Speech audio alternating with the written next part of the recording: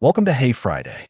Today, we journey back more than 3,000 years to one of history's greatest epics, the Iliad, attributed to the ancient Greek poet Homer. This is not the story of the entire Trojan War. Instead, it tells the story of one man's anger, an anger so powerful that it changed the fate of kings, heroes, and entire armies. This is the story of Achilles, the greatest warrior Greece had ever known. For nearly 10 years, the Greeks had fought outside the mighty city of Troy. Thousands of soldiers had died. Great heroes had earned immortal fame. Yet the city still refused to fall. Among all the Greek warriors, none was feared more than Achilles. Born to the mortal king Peleus and the sea goddess Thetis, Achilles possessed unmatched strength, speed, and courage. Whenever he entered battle, the Trojans fled before him. But even the greatest hero could not escape pride. During the war, the Greeks often raided towns allied with Troy, carrying off treasure and prisoners as spoils of battle. Among those taken was Chryseis, the daughter of Chryses, a respected priest of the god Apollo.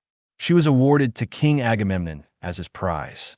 Not long afterward, the grieving priest came to the Greek camp, bearing rich gifts to ransom his daughter. Humbly, he begged Agamemnon to return her, calling upon the name of Apollo. But Agamemnon cruelly insulted the old priest and drove him away. Heartbroken, Chryses lifted his hands to the heavens and prayed to Apollo for justice. The god answered.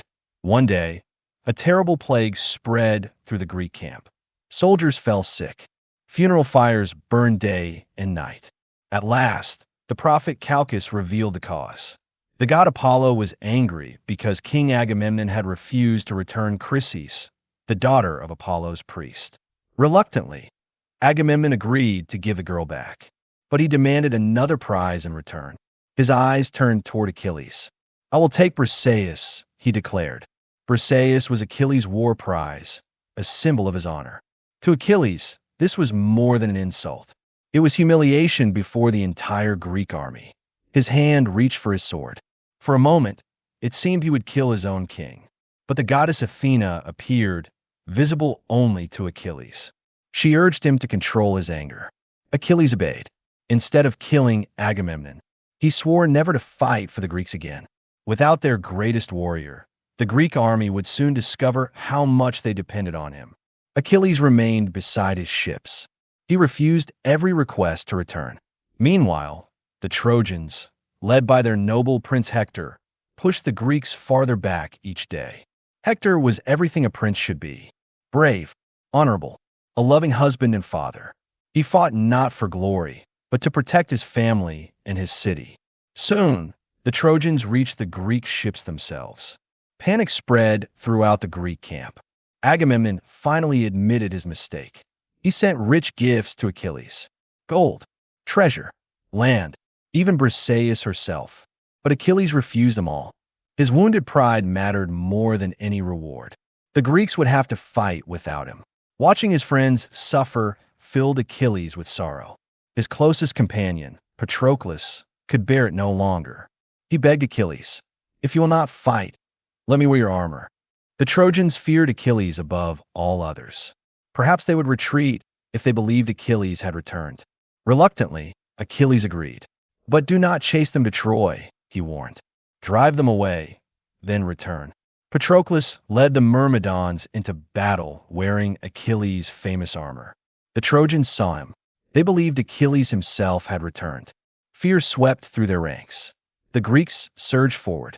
For a time, victory seemed certain, but success made Patroclus bold. Ignoring Achilles' warning, he continued chasing the Trojans toward the walls of Troy. There, destiny awaited him.